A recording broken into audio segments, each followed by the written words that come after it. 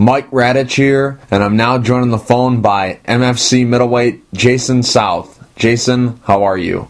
I'm great, man. How you doing? I'm doing good. Jason, one thing that I've always been curious about is your nickname. How did you get your nickname, The Mover? Well, I used to have a truck moving company where we covered the Western United States and delivered furniture. So when I started jiu-jitsu, they just called me The Mover because I, carrying furniture all day long, you just kind of develop this unique, unique strength that's kind of hard to deal with sometimes. So that's kind of how that got going. Yeah, it's an interesting nickname, and I like to ask the fighters that I interview, I like to ask them how they got their nickname and what the story behind their nickname is, because that's something that I'm really fascinated by, all these different nicknames and the origins of these nicknames. But anyways, you got a fight coming up October 4th at MFC 38. How's training been going for the fight? Training's going great. I'm excited. I'm going to be ready to go. Mm-hmm. You're training out of the Pit Elevated with a great group of guys. You've got Josh Berkman, Ramsey Najim, Brock Jardine, Rad Martinez, Steven Seiler, a lot of great guys in that gym. What's it like going against those guys on a day-to-day basis? Oh, it's a Shark Tank always. You're getting tested every single day. Nothing but talented guys down there, growing talented guys coming out. It's a great gym, very open-minded, very talented people, no egos. It's great coach, Jason Mertlick. It's a very good, evolving gym. Mm-hmm. Jason, I'm curious, how did this deal with MFC all come together? Because I saw an article back in June, and the article was about how you were solely focused in making it to the UFC, and you were going to do so much that the UFC had to take notice and then sign you. Now, fast forward 4 months or so, now you're going to be fighting for the MFC middleweight title, and you're signed with the MFC. So what changed for you? You go from a guy who is trying to do whatever he can to make it to the UFC, and then you sign with MFC. What was the thought process behind going with MFC?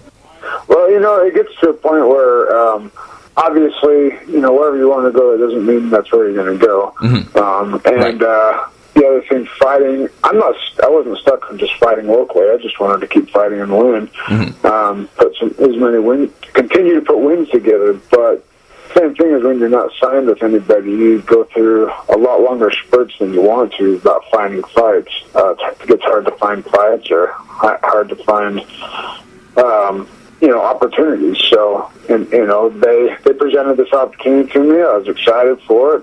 They're able to put me right in for a title fight. And, how could I turn that down? Mm-hmm. So when you got the call from your manager or Mark Pavlich or Scott Zerr from NFC, whoever called you and said that they wanted you to be a part of the organization, when they called you, did they say, hey, we want you to fight Sam Alvey for the belt, or did they say, hey, we want you to fight for the organization, and then after you had signed, then they said, okay, here's your first fight, and it's going to be for the belt? Was it an immediate offer for a title shot, or did the title shot come after you had signed? It was pretty much at the same time. We've been talking about, what would possibly be the future of it, and it was kind of both at the same time. Mm-hmm. Is this a 3-fight deal with MFC? Yeah. Mm-hmm. Before you signed with MFC, were there any other offers on the table? Well, we've talked with other organizations, and this was just this is the best thing at the right time, and great opportunity for me. I'm excited. Mm-hmm. Back in May of 2012, XFC put out a press release saying that you had signed with their organization, that you signed a multiple fight deal to fight for XFC, and now it's been a year and a half, and you've never fought for XFC, so I'm just curious, what happened with XFC? Why haven't you fought for them ever? So what happened with that is that I had tried out for Tough, and it was, 6-8 months before, and never heard anything. And so once again, we're just trying to, get something going. So I signed with them, and I put in there with a clause that if I got knocked on the door by the UFC, that they'd let me out. And 3 weeks before my fight, they just called me out of the blue and said, we're flying you down to Vegas to try out for Tough, and to come down and do medicals and all that stuff. So it was I was caught off guard, and I didn't know anything about it. They just, like I said, it was like 6 or 8 months later, so, I couldn't not take that opportunity. Mm-hmm. Jason, you're 10-0. 10 finishes, 9 by submission, 1 by TKO, but the first submission that's on your record is actually due to strike. So really, some people would consider you have 8 submission victories and 2 TKOs. But anyways, you've been finishing guys, and you've been finishing them by submission, and you've been doing it in a very exciting fashion. But, if you're a guy who had, 10 stoppages and they were all knockouts, there would be a lot more people knocking down your door to want to sign you. But obviously, you have this deal with MFC now, so it really doesn't matter. But, why do you think that with these 10 stoppages and them being by submission mostly, it doesn't really get the same kind of buzz? I mean, obviously, maybe from a fan's point of view, they love seeing knockouts, but from, people who are actually in the industry and actually, are studying the fights and don't really care how they finish, just as long as they finish, why do you think it doesn't, catch the eye of people as much as a guy who would have the same kind of knockouts if that was his record? Man, I really wish I had an answer for that. I've been asking that question myself. I'm like, I've got a pretty good resume built up. What do I got to do to get people to look at me?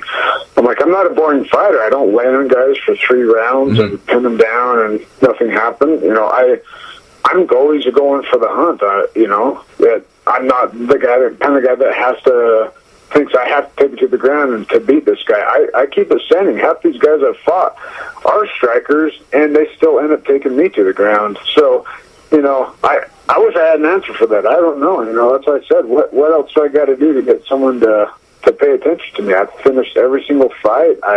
And I've done it in a pretty quick fashion, and I'm going to continue to try and do that. I'm not a point fighter. I don't like point fighters.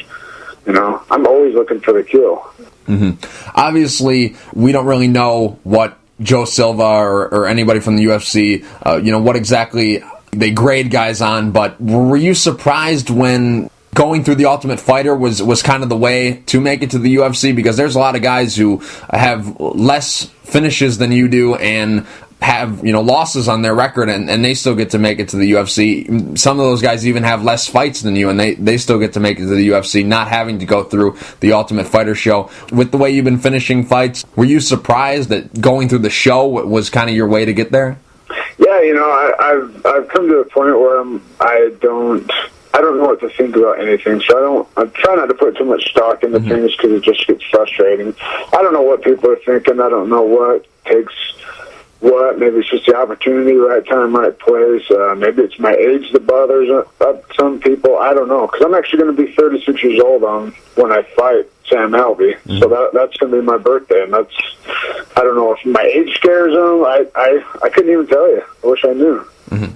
I don't want to sound too overdramatic, but in a way, you've kind of cheated death in your MMA career. You have suffered a loss. You lost to Mike Ricci in the elimination fight to get into the Ultimate Fighter house, but that fight doesn't count against your record because it was an exhibition bout. So you've tasted defeat without actually having it go on your record. So what were you able to learn from that experience? And if you were going to suffer a loss, is that the best place to do it?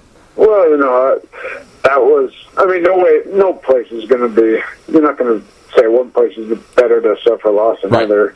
They all suck. But yeah, I changed a lot of things in my game. I changed up the way I fight, what I did wrong on it. Just a lot of different things like that. On October 4th, you're going to be taking on Sam Alvey. What are your thoughts about him as an opponent? I'm excited to fight him. Super tough guy, well-rounded everywhere, likes to stand and bang, likes to knock guys out.